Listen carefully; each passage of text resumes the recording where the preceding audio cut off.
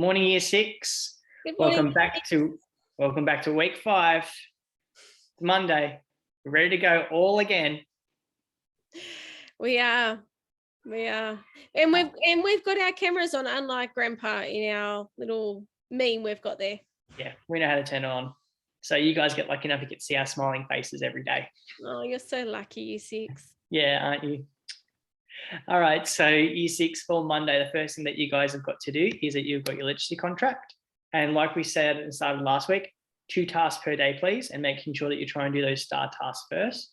So Mrs. Moore and I thought that we'll just step you through what we're going to be doing in those activities. So study ladder, we're going to be putting some more tasks up there for you to do. It'll be on spelling, so at least 3 activities, please. For our BTN, we have put in another BTN. Everyone seemed to like that BTN last week. So this week we did it on the census. So last week on Tuesday night, your mum and dad would have had to fill out a document online about who lives in your household and things like that. So we just watch a BTN about the census, and you can answer some of those questions about that as well. I think that's under our literacy tab in our Google Classroom. This is more likely. If you click on that link, you will be sent to our Google Classroom page as well.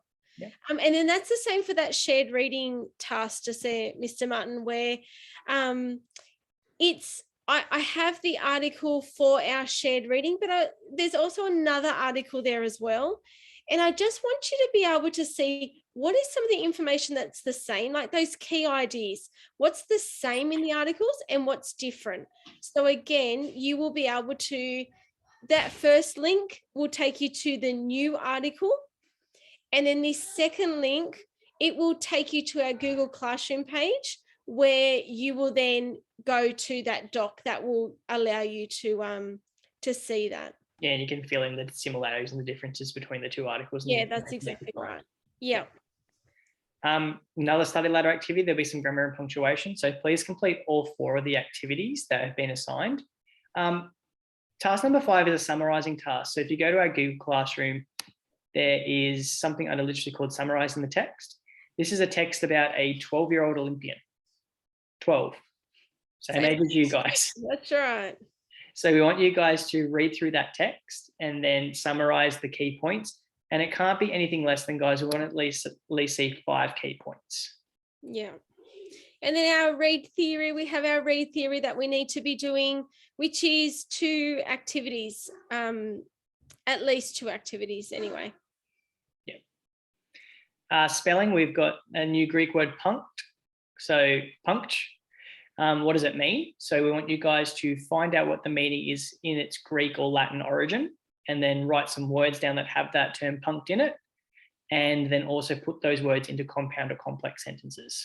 And remember to do your compound and complex sentences. Often I'm just getting a list of words, but we need to see those compound and complex sentences. Mini speeches. So you guys are now up to your 3rd mini speech. So if you guys click onto that link there, it takes you to the Google Classroom where it is. So the speeches this week are about what is better, Chromebooks or working in our workbooks. So you guys will need to, like we did last week, you can use this week to maybe write your speech, plan your speech out.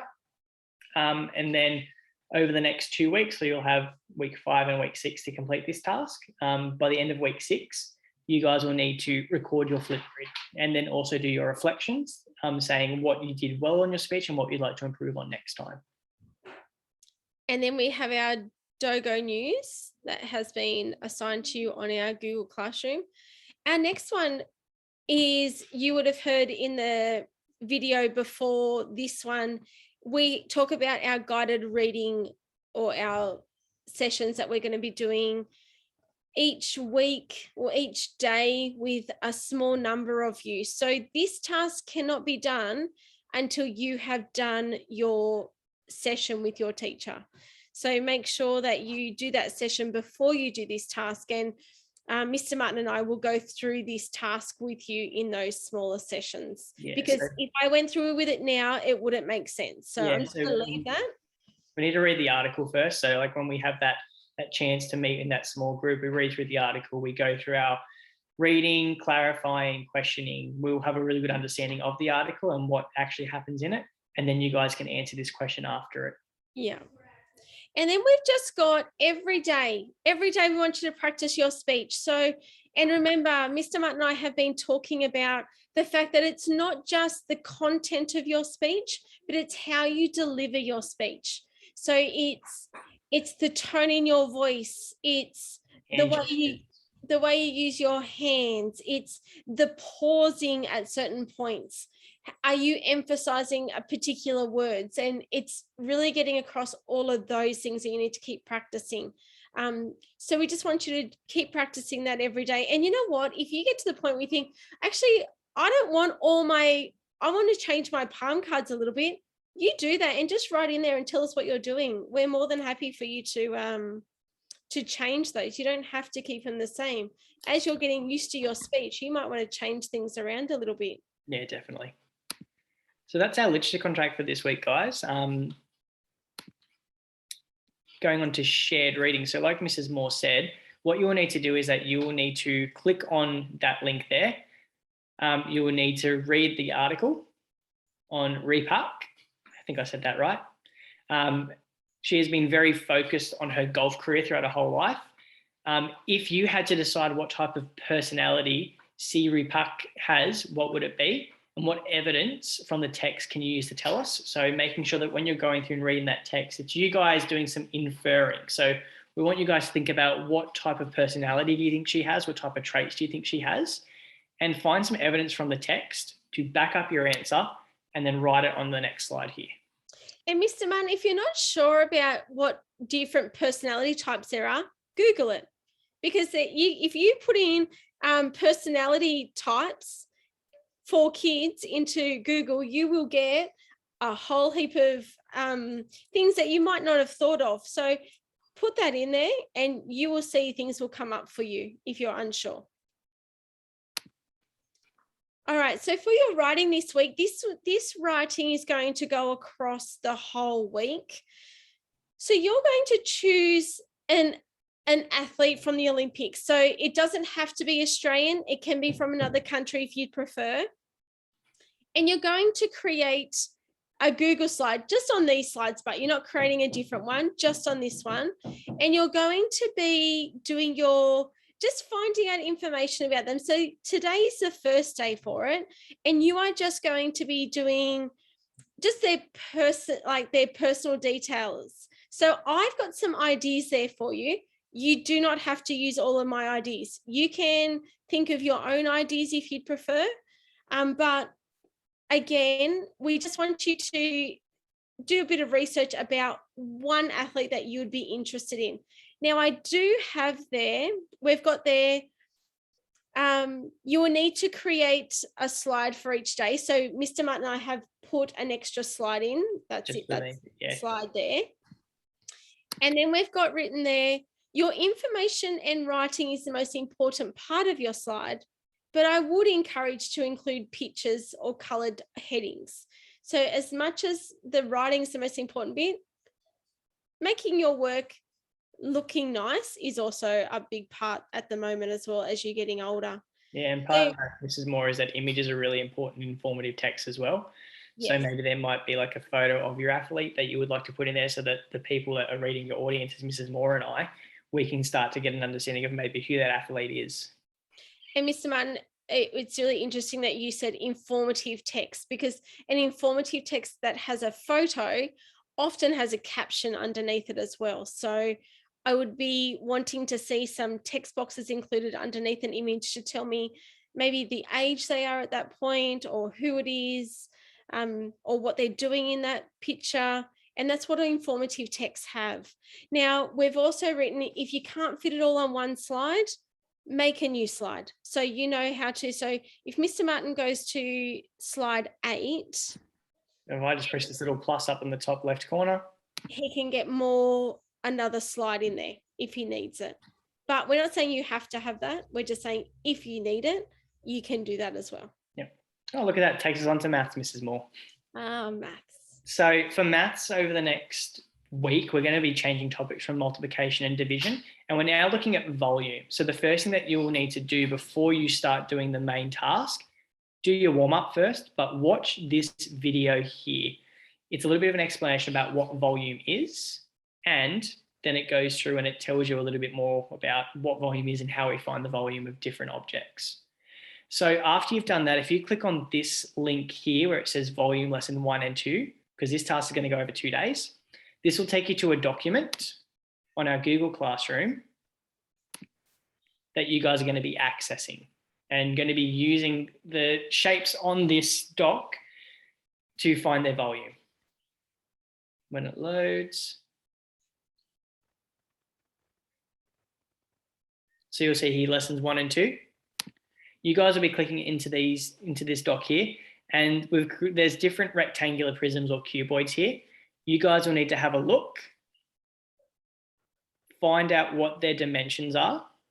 So what's their length, their width, and their height, and then tell us what the volume is. Now, you're not going to be able to actually type onto this doc directly because this is just a photo. So can you guys please make sure that you do your work onto the next slide and show us all your working out that you can. Now, if you get up to that, there is an extension task there as well. There is also an extension 2 task. If you go through, do the extension task, if you finish the regular task, an extension 2 task for surface area, there's another video that I've made there that explains what you need to do there. And like we said, just make sure all your work onto the next slide. If you need to add more space, add more. If you need to add more space, add another slide. Should be right for there. And if you have any questions about that, let us know. Now, we're moving into history, year 6, and this is because in our science, we're up to the part where we were going to be doing some experiments and things like that. So we're going to put a halt to that because we can't do it on online learning. So we're going to move into history. Just with that, Mrs. Moore, it's because if the experiments were easily accessible for everyone to do at home, we would. But the materials that we actually need, there's stuff that we had to specially buy there at school. So fingers crossed that we will be able to get back to school and can do those science experiments a little bit. Yes, that's exactly right. So we're moving on to our history unit, year 6. So we're just looking at, today we're going to look at human rights. Now this activity is going to go over, Mr. Martin, is it Monday and Thursday? Yeah, Monday and Thursday. Yeah, so it is a little bit of a tricky task. There's a bit of listening and doing some work in that way. So you will click on that link.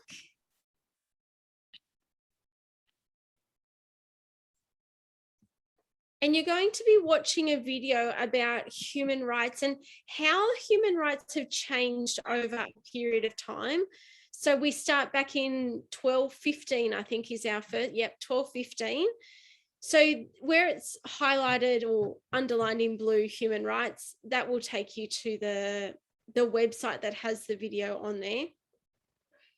Mr. Martin and I have listened to a few of the information at the beginning. What does it say under that heading there, Mr. Martin? Human rights. Human rights are the ground rules for how we treat each other by showing each other dignity, respect, equality, and fairness. So what Mrs. Moore and I have actually done is that we've gone through this video and that there are some really important dates and time periods that have really changed the course of human rights over history, because believe it or not, and some people probably already know, humans haven't always treated each other with dignity, respect, or equality or fairness throughout history. So over the course of history, these rights and these human rights that we deserve and need to be shown, they've changed. So these dates. Just quickly, Mr. Martin, we've also written there that human rights cannot be bought, sold, or given away. Yeah. So just by being born, we're all entitled to the basic human rights. And like Mr. Martin was just saying, unfortunately, that wasn't the case back in our history. And so that's what we want you to be able to see. Yeah, and the scary thing is, Mrs. Moore, that some of these dates aren't really that long ago. Well, I was born in the 1980s, Mr. Martin. So that 1980s was from the time I've been alive. Yeah. So what you will need to do is that you'll need to watch this video, the hyperlink there. And Mrs. Moore and I have outlined the important dates and time periods. Now, what you need to do is that you guys need to write down what were the important things that happened for human rights during that period. So you can see we've got 19th century, end of the 19th century.